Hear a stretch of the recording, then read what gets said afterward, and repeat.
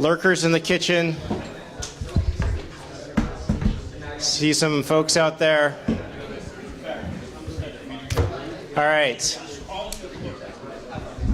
I might peek over your shoulder on these things because I'm doing mine on my phone. So first off, I want to give a huge thanks to Sasha. Where are you, Sasha? Sasha, come out here. All right. Sasha, Liz, Eric, Brad, and Steve will be out here in a second. Please, again, these folks have made sure you've been fed. They made sure the space looks as amazing as it looks. And a huge shout out and thank you so much. We really appreciate it. So again, thank you guys. Steve will be out here. We're waiting for Steve. He's got the the letters, and we're looking forward to that. But while we wait for that, real quickly, again, GenLab. This is our second hackathon. We will likely be doing these about once a quarter. We really appreciate all the folks who came and coded today, and we're excited to hear your pitches, and we're excited to hear about what you have going on and what you were able to develop in the last 2 days. I would like to say, GenLab is going to continue to refine its mission, but fundamentally, there's a lot of things in the world that need a lot of help. We've got climate, you've got healthcare, you've got cybersecurity, data governance. You have a whole slew of challenges that we're facing. Even in AI and trusted AI, responsible AI, we've got to figure out how we address these. They're going to start opening up a lot of ways that we can improve. And I'm hoping to see today some of the applications you've created that kind of just helps people move a little faster, move a little further. I'm going to very quickly let the judges introduce themselves, and then we will get started here. Hi, I'm Jeremiah Aoyang from Blitzscaling Ventures. I also run Llama Lounge events. Hi, I'm Cecily Mack. I'm a co-founding general partner at Wisdom Ventures. Hi, I'm Benjamin Levy. I'm a co-founder and general partner at Bootstrap Labs, an AI-focused VC firm, lead and price seed and follow on at Series A. And good afternoon. I'm Marlon Hardy. I'm the Global Chief Digital Officer at Worldwide Technology. I'm Peter Hirschberg, Chairman of Maker City, that does economic development in cities, and we ran the Accelerate SF AI and Civic Hackathon last week. And so I'm excited to hear the next one in the series. Fantastic. And I can see that I'm going to have to hold the mic here for a few more minutes as we wait for Steve to come up. But first off, let me just say, Brady, where are you? And Steve. Okay, well, while they come in, another round of applause for Steve and AIFI. Thank you so much for putting this together. And with that, we have the list, and so I'm going to hand it over to our MC here, Brady Forrest. Thank you very much, Daniel. Hey, everybody. Thank you so much for coming out. I'm Brady Forrest, and it's fucking fun to be here. So thank you very much for coming out. We have our very first company I'd like to call up to give the pitch. Please welcome Translatio.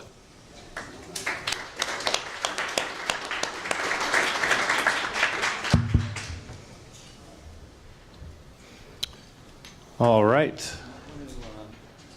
Call the on deck also, so we won't do it for the last one. And while we are getting Translatio up here, Kodo, you will be next. And so if you could come up here and be ready to plug in, that would be great.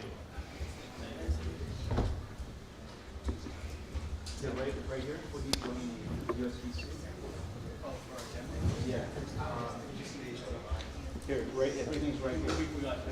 Okay, well, we need to have, yeah. Now. Are you, we were just, Translatio. Okay, sorry. Yep, go ahead and right up here. Right here.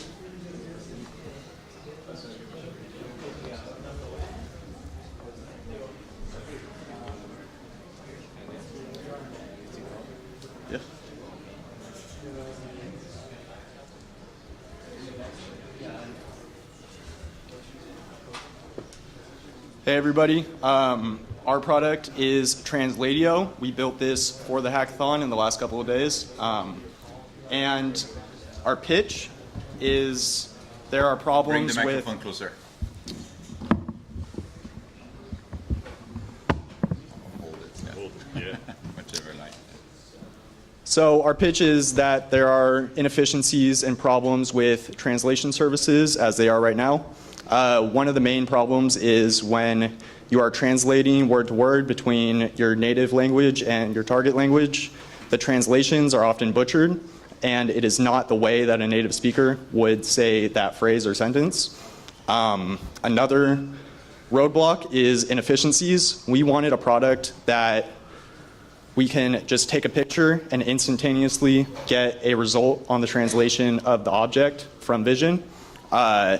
Right now, if you wanted to, say, get a translation of what I'm seeing in this room, I would have to type in a detailed description of what I see in my native language and then use a service like Google Translate in order to translate into the target language.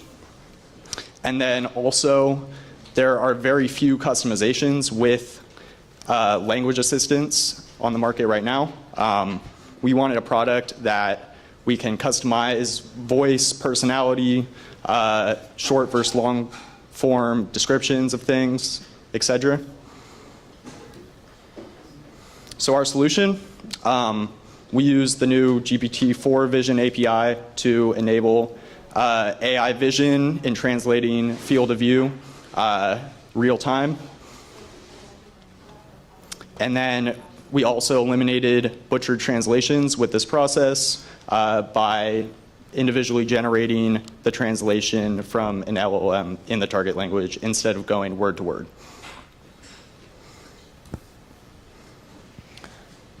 So our product is also open source, and you can upload your own keys in order to use it at your own cost. So let's give the demo now. Let's see.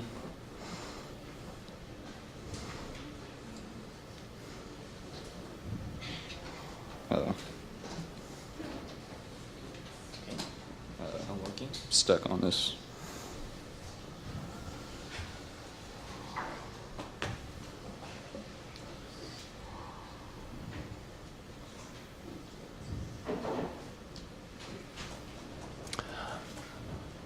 For other teams, please have your presentations ready to go and your demo ready to go so that we can just go right into that.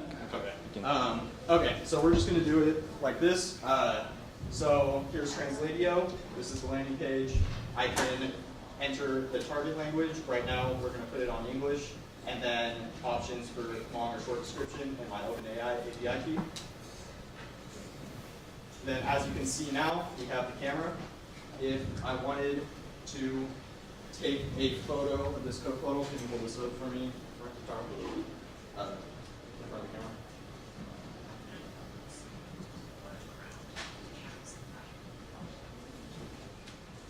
So I'm going to take a photo of this field of view, and then we're going to get back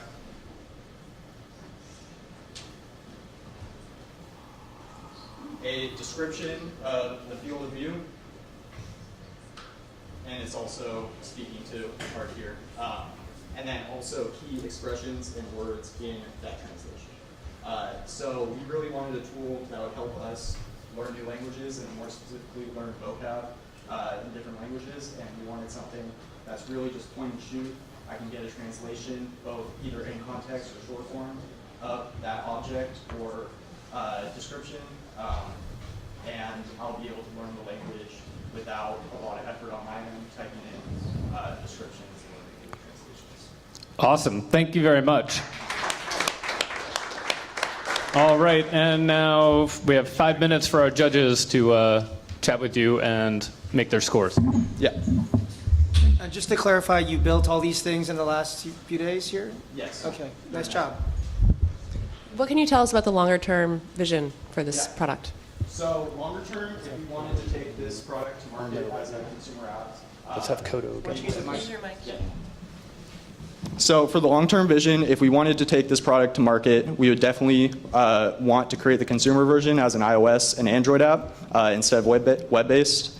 and we would do a subscription service instead of uploading your own keys. Also, we would like to extend the features out to any desired language, more customizations as far as voice, personality of the assistant. And I didn't get quite to it in the demo, but you can customize casual versus formal and some customizations for voice in the product as we have now. But definitely, if we were to market this product, it would be as an iOS, Android subscription app. Yeah. So you used a capacity that was able to use machine vision and then turn that into a description of something, and you Yes. translated that. Remind me what you wrapped around that made it more conversational and improved it. Right. So, right now, it's through prompt that we get more customizations. Also, it's not generating anything in English first. It's actually creating the translated version right when the image is converted to description. Quick, we didn't get to see your screen, unfortunately, but when you take the picture, how do you zooming in on the object that of interest to you? Did they look at everything, or did you try to have different layers of the scene that you're watching? Yeah, so it's interesting, the results we got from it. The main feature that you can kind of tune that with is the short versus long form description. When you do short form, it'll kind of give you back the most important things in the image and just give you the words for those things. If you do long form descriptions, then it gives you more context in your target language of what's going on in the image. Like if I'm holding up that Coke bottle in the photo, the short form might say man holding Coke bottle. The long form might say man in a room giving a pitch in front of a bunch of people holding up a Coca-Cola bottle that's brown, liquid, red, branding, etc. Yeah. Quick follow-up. What's the hardest thing you solved, do you think, over the last 24 hours? I think just, yeah. So the assistants have personalities. You can do formal and just kind of get a flat line of everything, or you can do casual. But the hardest thing with probably most generative apps is just getting good results and tuning the prompting in order to get the best results out of it. All right, we've got time for one more question. And what's your vision on what's the greatest human impact? Have you thought about the use cases or how you would apply this? Yeah, so it absolutely has the application of if I'm in a foreign country or speaking to somebody that has a different language than me, being able to translate vision right there and then instantaneously for that person in their language. But really the reason why we built this was for learning new vocabulary, having a quick and efficient way to pick up new vocabulary on things without having to do a bunch of hurdles of typing stuff into Google Translate, then maybe even getting a response that's not how a native speaker would say it, etc. Thank you. Awesome. Thank you. Thank you, Translatio. Awesome. And now judges take a second to judge while we get set up for Kodo. And Scarlett, if you could come on down here and be ready to hook up. And judges, once you're ready, just kind of give me a thumbs up. Shinosuke.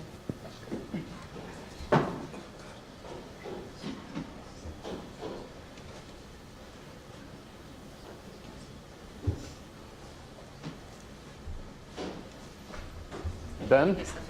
Sorry. You good? Yeah, ready. Okay. All right, take it away. Okay, I'm Shinosuke, representing Koto, the hub of language learning GPTs.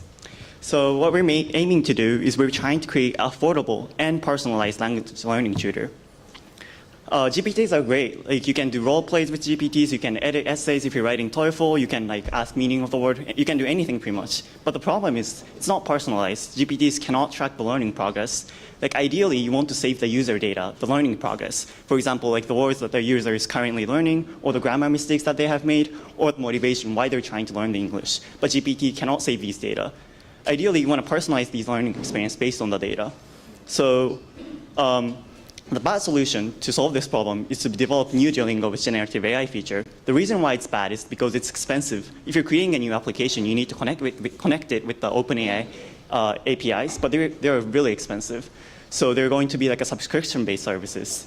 But nobody wants to pay for like another subscription when they're paying for the ChatGPT already.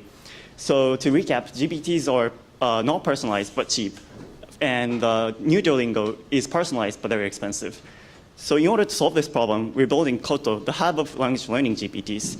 So we create this database where the GPTs can store the learning progress of the users. And the GPTs is going to personalize the learning experience based on the data. And the GPTs can also save these learning progresses to the database. We also have a web application where users can retrieve these information through the web UI instead of just chatting. So I'll show you a demo.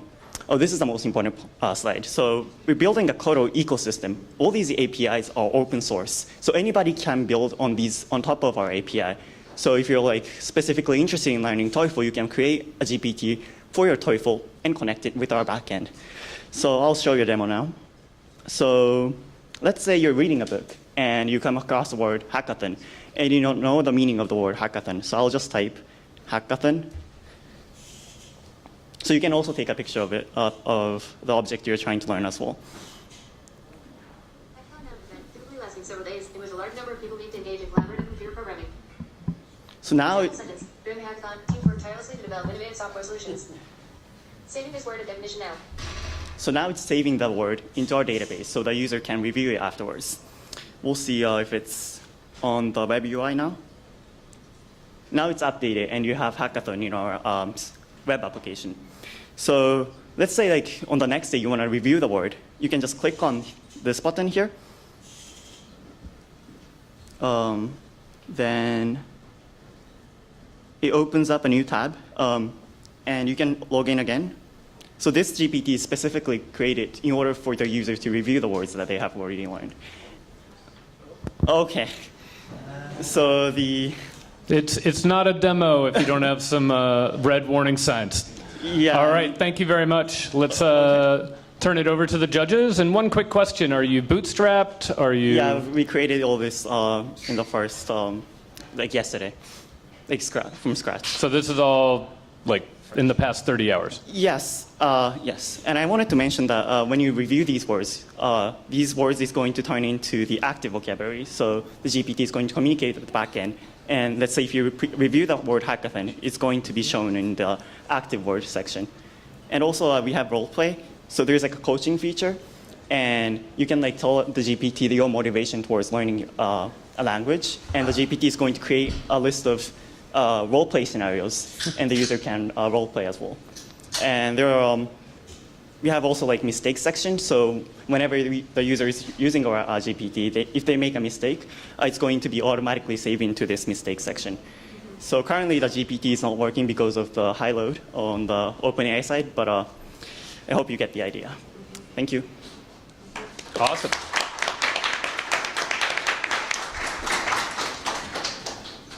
I can start with a question. Can you tell us a little bit about how you envision this having a positive impact on humanity or the world? What is the vision? Yes, so the most important thing is that it's affordable. So I think in the next few years, almost like 90% of the population is going to have the ChatGPT subscription probably. And in that case, our application is going to be basically free.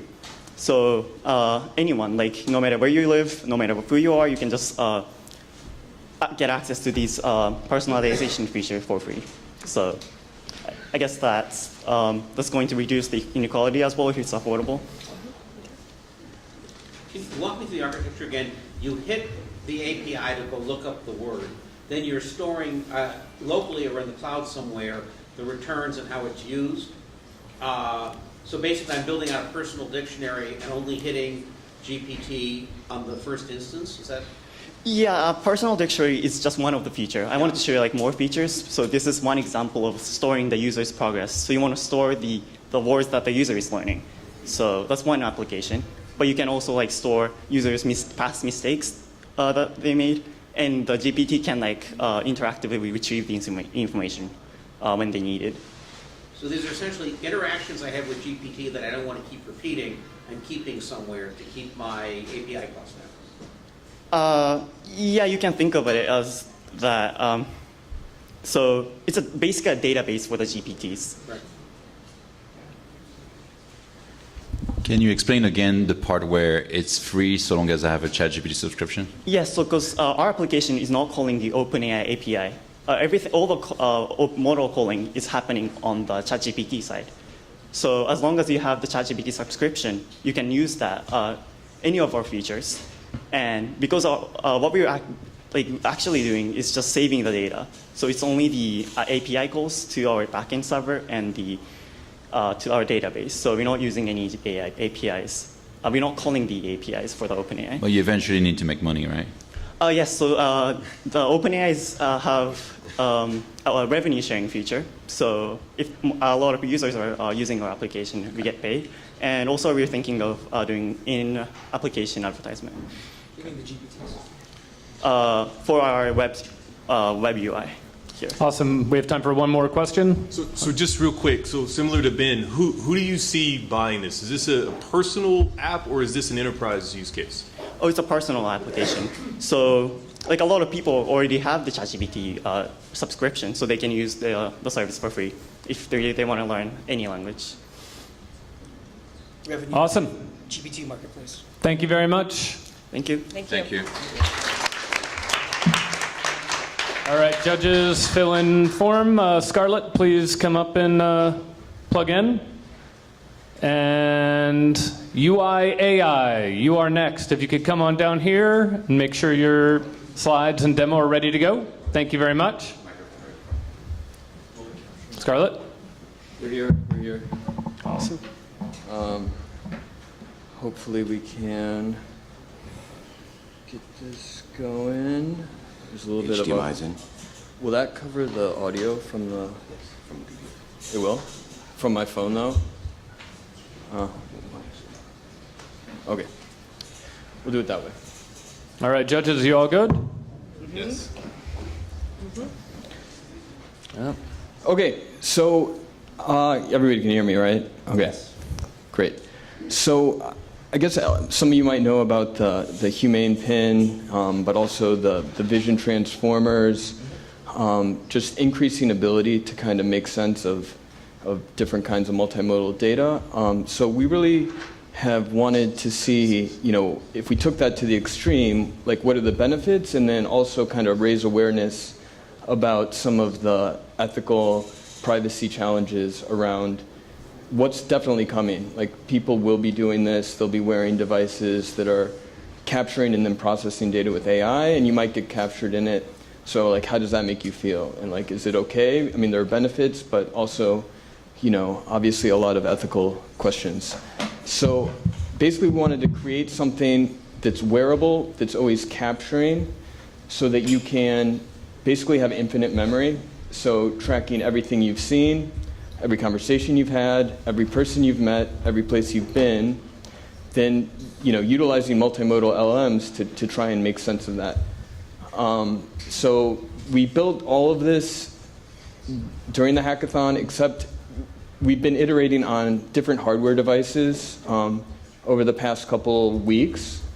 So some of the capture knowledge we brought to bear on this, but the app and the use case, we all did this. So I think the easiest way to explain is just kind of give a little bit of a demo. So basically, we captured with the wearable during our judging the whole interaction. And the way it works is there's a capture system, so a separate wearable that you wear, it's uploading images, capturing audio to a server that's transcribing and processing, and then summarizing, allowing you to do question answering on it. So this was based on the recording for what we captured during our judging first round. So it not only has the location and the dialogue summarized, but it also took into account the video. So we passed all the frames to GPT-4. It did its best. It says, in a room with colleagues or participants, casual informal gathering related to the discussions of privacy and wearables. So it did a pretty good job summarizing it. We also did facial recognition. Now, this is where it gets into the privacy. So like these are the judges. So like these are extracted out of, the, these are the frames where each person gets tagged. So basically everybody you encounter all day is recognized and tagged. So, I've seen a lot of new people today. So like, where did I first see them? Where were they? So it gets really scary ethically, but like this is going to happen. So we need to start talking about it. In the world of voice cloning and deepfakes, this is like the next step that's going to happen. There are other use cases that we can show quickly before the time ends that you can have when you, like for example, hands-free. Like if you don't want to take your phone out, you can use your voice and the AI knows what you're looking at so it can answer questions. So first I'm going to, I've been capturing now, full disclosure, this whole time I've been capturing. So I will delete the data if anybody objects. This is just to prove a point that like you're going to be captured. One more minute. One more minute. Do the demo. Okay. So, for example, just simple question answering is like, Scarlett, what's going on in this room?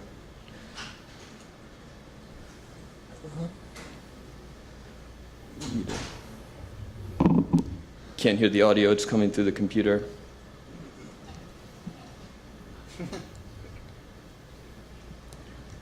Huh? Okay, so it should be reading back the voice, but maybe if I unplug it from the computer. But you can see the answer here. It's describing the event, the talk, Are you using your phone in your pocket? Yes, so I'd love to talk about the audio if you have questions. So we have a multitude of devices, but the reason, there's a lot of challenges. So we have ESP32 cams, like little $14 cams. They don't have image stabilization. They don't have wide field of view. So we want to see what's the best possible results we could get. So using iPhone 15 Pro has an excellent image stabilization. Okay. I think we got it. Okay, yeah, so I can also, you're probably not going to hear this, but we do have voice, but I can say, Scarlett, when was the last time I was talking about Thanksgiving? Oh, it's Scarlett Johansson from her. I got it. So here it says... All right, I think we're going to have to move over to the judges now. This is a great demo, so thank you very much. All right. And real quick, while we're in this transition, UI AI, are you up here yet? Yes. Please come up. What's that? So what, okay, great. That's really cool technology. So this is like one of the other cameras we were trying. So this is $14. It has Wi-Fi, Bluetooth, microphone, but the image stabilization is kind of a challenge. Can I see it? Yeah. So who would you see using this? So I think there are a lot of use cases. I mean, like the privacy is a big one. If we didn't have privacy concerns, I think it's really useful if you think about, like if you're at a conference or an event like this. I've had a lot of cool conversations today. I often forget I want to follow up with them. At the end of the day, it's giving you a nice summary. And then because it has all of your context, it can be like, you have this interest, you should follow up here, here's the person. So I think there's a general use, but there's huge privacy concerns if you're just always recording people. You should probably get their consent first.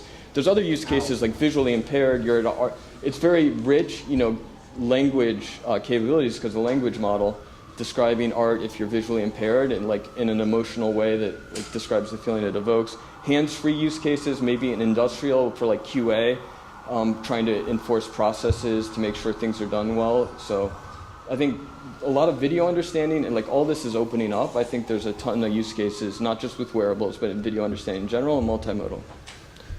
I mean, this is basically a 360 life blogging app, which is a very cool thing. Is the processing happening locally or in the cloud? Like you have to send all. There's some edge processing, but like the heavy lifting. So we actually use GPT-4 Vision and Lava because GPT-4 will mostly refuse any images that are about people.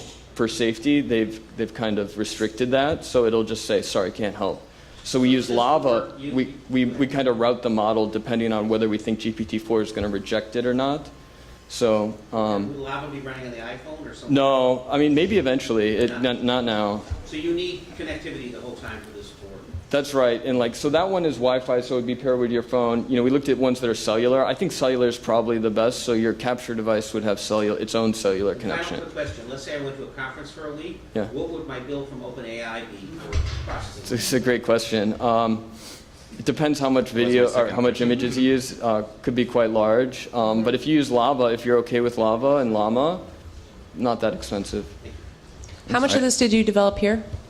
All of it except, like I said, we never tried it with the iPhone capture, so all of that. But like I've done a lot of work with Lava, so like I had a Lava server. But like the app, the recording, the transcription, that was done in the hackathon. That was all done here. So awesome. One more question, Jeremiah? Yes, if you were going to turn this into a product, I don't know if you are, but what would be the business model? You know, I've thought a lot about that. I mean, I think that I am really interested in the infinite memory because, like, I think it would help me and a lot of people, but the privacy is such a huge concern. So I really think that having, you know, I'm interested in open sourcing it, honestly, and maybe there would be like a subscription model for people who don't want to self-host, but an option to self-host and having it all open source so there would be trust. So you could either have it easy out of the box or self-hosted if you're really privacy focused. I think human AI raised a lot of money to try to figure it out. Yeah. I mean, I think that we're going to have this discussion. I think just things are going to change. Like, people are going to change the way they think about their privacy expectations because there's going to be more and more of this. So I think as that becomes acceptable, but you know, some sort of subscription model. All right. Thank you very much. That was Scarlett. Now, UI AI is about to go up, and Recycle GPT, please come on down and stand in the wings. You're up next. Out of Black Mirror. But did you see the latest demo from Human.ai? I mean, that's From Human, yeah. Has everybody got their scores in? Yes, sir. All right. And all the glasses are coming out. Like, it's inevitable. Well, there's also the pendant, and Plod is another one. Yeah. I mean, like you're walking into an event, you're giving it privacy. I mean, people at You this just, event, there's they a see you and disclosure at the door. I mean, it's kind of like being online now. I mean, by the way, Peter has a museum focused on this. All right, take it away and note the timer right here. So in this hackathon, we build UI AI. Can I get a show of hands of the designers here? Any designers? So this is a Figma plugin for designers to build or to generate infinite design inspiration. The way it works, you start with a sketch and with some colors, a look and feel, and a style choice, feed it into UI AI to get a high-res mock-up of your sketch. So in this case, we did a cocktail menu.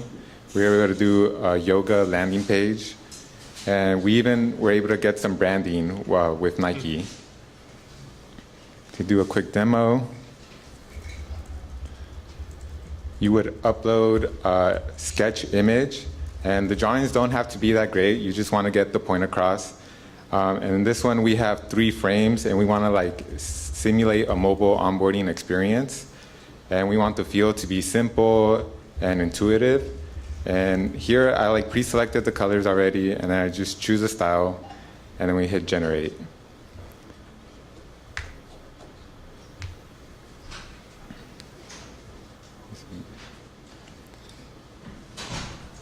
As it's loading, and so here, as you can see, it tried to keep some of the aspects of the sketch, and just gives you a base for designers to get inspiration and choose the parts that they like.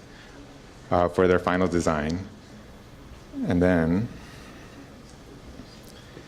the way I can see this scaling right now, we have the free option. We build it using open source Hugging Face models, but I can see a monthly subscription that uses the more advanced AI image models from ChatGPT or like Midjourney.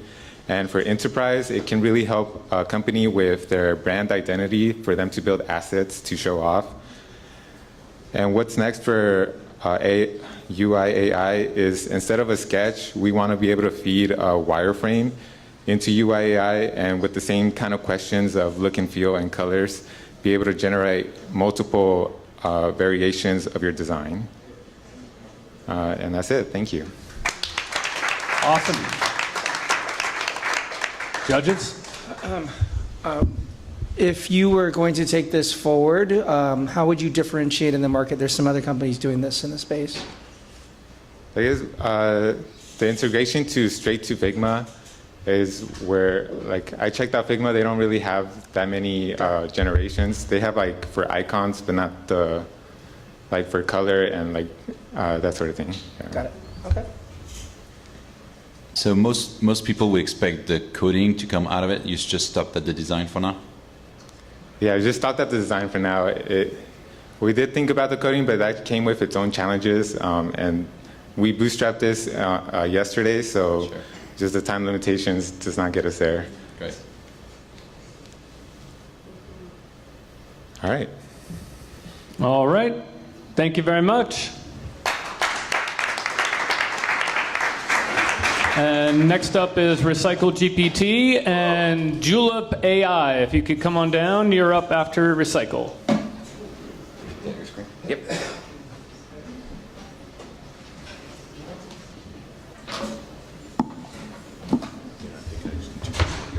Thank you. Yeah, I know. I'm sorry. I was like, wait a minute. You already scored that one? Audio. Hold it up to. Sorry, I Okay. got your score, so No, just that's get it okay. back.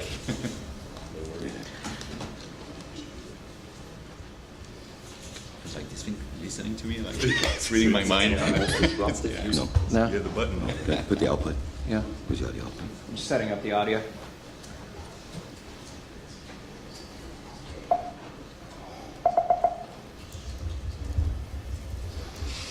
Still one if you want. Yeah. Thank you.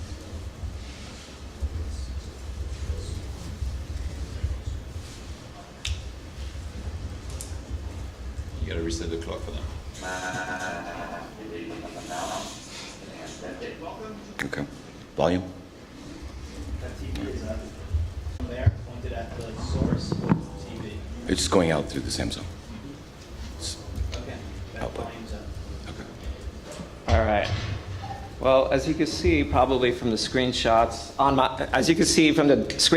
my desktop that are full of trash, and this photo of me on Reddit, I'm kind of obsessed with trash and cleaning up the city, and managing our waste streams. So you may have seen me at a couple of hackathons trying to see how these new vision models can be applied to recycling and trash. So with this one, I wanted to make a new project. So I walked around the hackathon space to find inspiration for something that we could work on.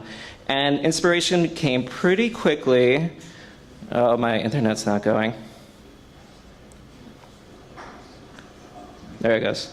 So the problem here is, the compost bins and trash bins and recycling bins are all clearly labeled, but it's kind of a mishmash of everything.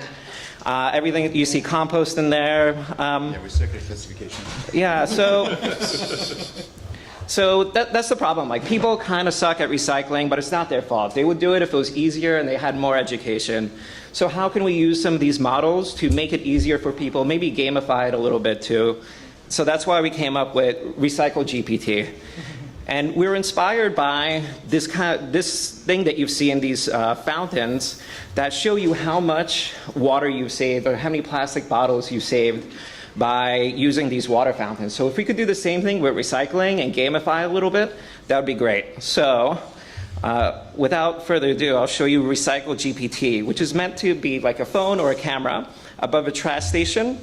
And then it'll give you the results of your what can and cannot be recycled. So we'll start with an easy one. All right, that was this. Anyone want to take a guess while it's thinking? Where does this go? What bin? Compost. Compost. You got it. That was correct. Woo! Let's. You're hired. Yeah. Hold on. There should be sound too, but there's no sound. Let's see. Maybe we could get it. All right. Let's do another live demo. Let's see. What about this? A knife with schmutz on it. Where does that go? Recycling? Compost? Not compost. Let's see. It's dirty. It's not. It's been used, no? Oh, it's new.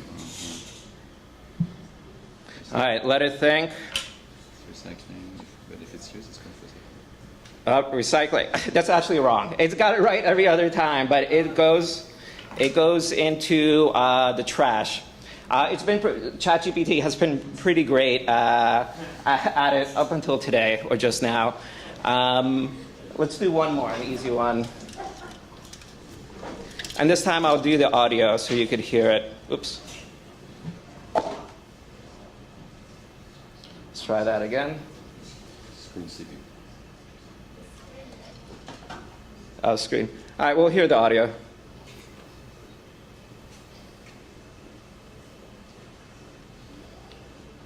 To be categorized as recycling and disposed of in the recycling bin. There you go. So it'll give you the audio feedback each time for each thing. And as an added little plus, if you want to encourage a new behavior, you should make it cool. So we also encourage the way to get people to share their recycling achievements. It's great that you want to inspire. It's great that you want to inspire people to be great recyclers. Let's get a photo of you. Say cheese in 3, 2, 1. Cheese. All right, let it do its thing. And as you can see, as you go and you recycle and you build up your stats, you can see how well GenLabs did, how much they put into garbage, how much you put into recycling, how much you put in compost and other hazardous waste. So we'll let that finish. So what we're doing here is we're using ChatGPT Vision to describe the scene, and then DALL-E to recreate the image. But there's a lot of ways to do the vision transformation. All right, thank you very much. Judges.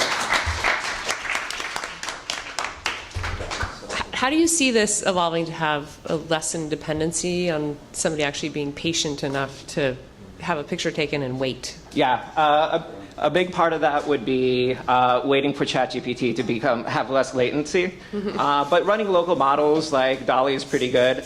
So yeah, as the technology improves, like it's more like ChatGPT and OpenAI are putting a lot of resources into reducing the latency. So we'll benefit as soon as they do that. Or you could run local models like Lava.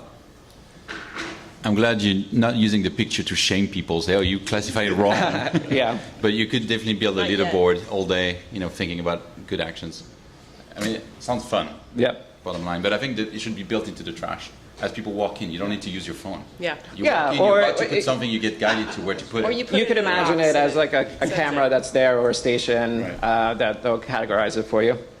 So it's got a great potential for social impact, community impact. How are you going to make money with it? Yep, you could. Offices want to go zero waste. It's a big deal for people. So this is a good way to keep your zero waste impact, make it easier to go zero waste. But also, like even things like here in San Francisco, venues are going to start being fined for not doing this. So like if they want to avoid fines, they need to make sure their recycling streams are clean and that there aren't cans in the compost. So you got to encourage your people to do it. Yeah, there's got to be some. All right, one last question. Peter. And it could be a monthly trash SaaS service. The logic of what's recyclable and what's trash is sitting up there in GPT. It looks at an image and it already is trained on that? Yes, but you could augment that with RAG. We could just put in all the documents for the local municipality, whether it's a city or state, and we could have it cross-reference that. Have you considered physicality if I throw a banana in, say, trash and just throw it back at me? Yeah, I mean, that's a good idea, maybe for version 2. And you could pay money to not have the trash thrown at Have you. your picture posted on social media. Thank you, Peter, for bringing in the Make Magazine angle. All right, next up is Julep. And coming into the wings is Blueprints AI. Blueprints AI, you're up next, so please come on down.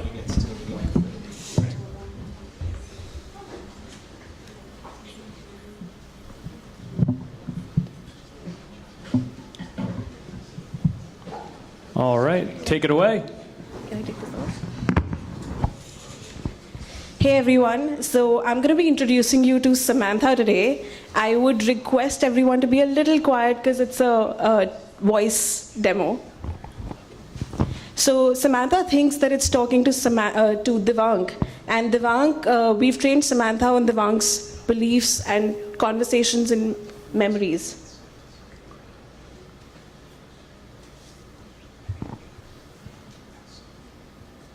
Afternoon, D-Wink. How's the world treating you? Hi Samantha, it's going really well. I'm actually demoing you to everyone today.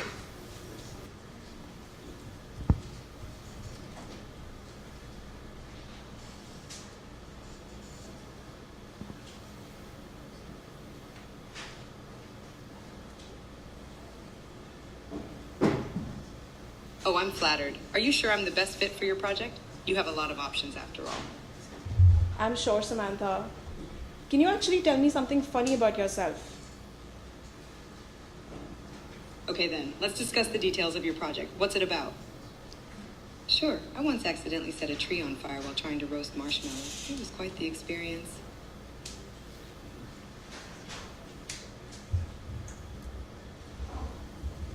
That's awesome, Samantha. Samantha, can you also tell me something that I'm really bad at? Thank you. I always try to bring a little sunshine to people's day. Now, do you have any funny stories to share, Dwank? Let me think. Oh, I know. You're really bad at solving riddles. I always have to help you with those. So guys, that was Samantha. And the idea about behind building this is that, I know OpenAI just launched was longer. But even then, all AI applications that we build, it's really difficult to personalize them to users. So we don't have context or memories about the user that the AI application is catering to. So we're trying to build long-term memory management for users. What we did in this project is basically we had already fine-tuned some models to be more conversational and be more human. And we actually hooked it up with this prototype. And in the background, we took some of Devang's data and we got him to take a personality test. So Samantha created a bunch of beliefs about Devang. So I'm going to show you a bunch of beliefs about Devang that Samantha created on the basis of that data. Yeah. So this is basically catered to Devang, trained on his conversations and his personality. Using this, we can build like a long-term memory management for AI applications available through a very simple API, instead of the developers having to do a lot of work in building memory. Yeah. All right, thank you very much. Judges. Got it? Yeah. In understanding me or my personality, the mechanism you're using is a personality test as the logic to go turn my activity into a profile? So today I particularly used a personality test, but it could just be on the basis of your past conversations. When I was showing it to judges earlier, one of the things Samantha told is you could go out and take your dog Nala for a walk. And it understood that through conversations that it read. Does not need to be personality. It could be just conversations. It could be people trying to build integrations with Gmail, with WhatsApp, with Discord, anything. Yeah, along those lines, I mean, how much conversation do I need to have for that memory to start building this kind of profile of myself or understanding of myself? If it's very less conversation, then you will see very less impact of that when you're talking. But if it's more conversation and more data about you, you'd see the impact come in multiple types of situations. Mm-hmm. So yeah, it depends on the conversation that you're having. And how much did you build here versus prior? And who's in your team? So we actually are an AI company. So me and the other founder, we built the belief system. We have other people in the team, they were not part of the hackathon. What we built in the hackathon is everything around the belief and the memory. We had fine-tuned models earlier, and in fact, we have users using our models. So yeah, everything around belief and hooking that up to the model, we did that for the hackathon. What's a benevolent outcome or use case of this longer term? Yeah. So let's think about this, right? There are a lot of AI applications. For example, some of our customers itself are building therapy, bots or companionship bots, or even doing AI agents that are automating workflows for companies. Now, if you have memory about the user, then it's actually personalized to that user. You can actually serve that customer better. It can also help in reducing costs for people building AI agents to automate workflows, for example, because it knows where that red button is already. It knows where certain things are located already. Okay. Yeah. Thank you. Yeah, thank you. All right. Thank you very much. Now we're going to have Blueprints AI and Time Portal. You are up next. So if you could come up here, please.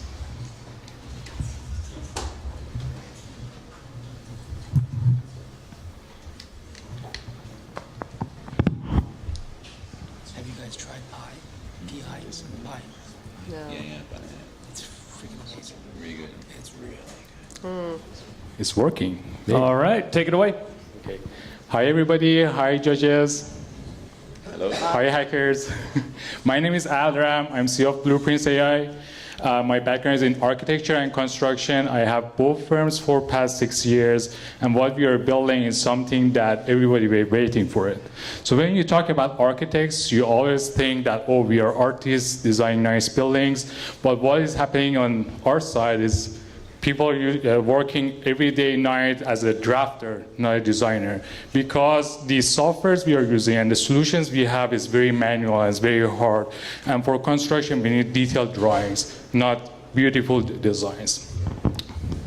So we go to next page. Problem. So we have a housing shortage. The number is 7 million units in the nation. And these construction documents takes a long time. The funny thing, the construction most of the time takes shorter than generating those drawings at this moment. So if you go to city and want to get something permitted, it takes 1 year to 2 years, and the construction itself, it takes like 6 to 9 months. And because people are working as like day and night work, people make mistakes, and it goes to city and comes back for fixing those problems. And we have a solution called AI. No, it's GenAI. So what we are doing is 10x faster. So we make it 10 times faster and save 30% of operation costs. The other thing we are including, we're going to include the final construction document specification from different vendors and showcase it on the products. That's something that never happened before. And we have a demo, which I just recorded today. I rather to go with that. We can test it later on the live demo. Okay. Oops.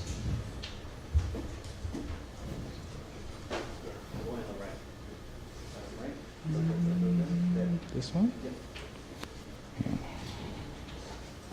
So how can I'm in. Okay, awesome.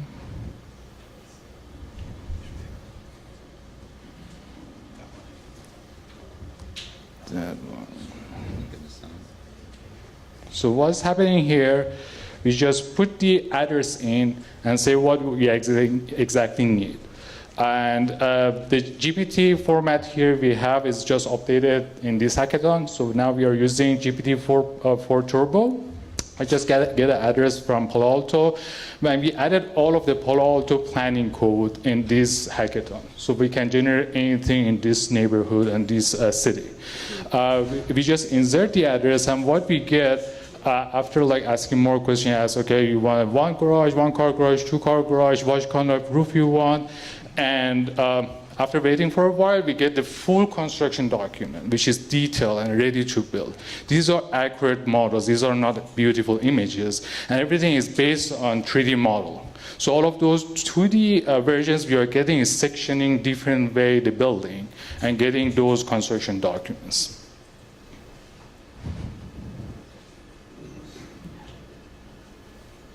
Okay. And we are using different location, different model of AIs. we have LLMs in two locations. One is the interface. So right now, most of the softwares that people use, they need to learn the software.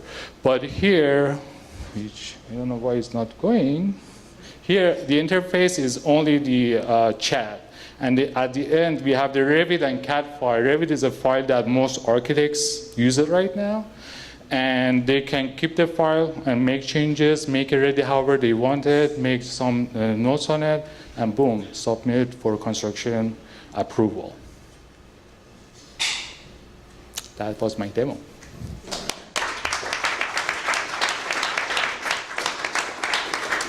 You've gone from text to architectural drawings. Where's the part where the architect or the designer picks the design or the look or what genre of architecture you want? So in the future, that's in our roadmap. We can communicate with the model. So you can come and say, okay, I have a kitchen, open the kitchen. And it removes the walls without saying remove this wall and that wall. Understand this is a kitchen, understand this is living room. It knows what is the open concept means and comes and remove those walls. So it's going to be back and forth in the future, but at this moment what we do, we just export the file, the one that architects used to use, and they can make the changes there. And this process that I show you takes about 3 to 6 months. We did it in less than a minute. That's huge. So in this case, you gave it a description. Generative AI then returned a BIM model or model of what the thing should look like, which you exported. Exactly. And what's cool about it checks the planning code for that city. Yeah. And checks the building code for that either state or nation. And whatever it makes is based on those codes. So whatever we get is buildable. So at the moment I asked for a garage and you gave me a garage, and if I wanted to change the design, that's either a future thing or the architect could go into what that. Correct. Thanks. What is the proprietary layers of what you built? I mean, besides importing the codes for the locations that you want to build this in, what is the unique, the proprietary features? It sounds like you've been at it for a little while, so I'm trying to understand how much was there before the hackathon? A lot. I understand you loaded a lot. documentation. Yeah, exactly. So there's a lot behind this. So the 3D software is in-house. We build it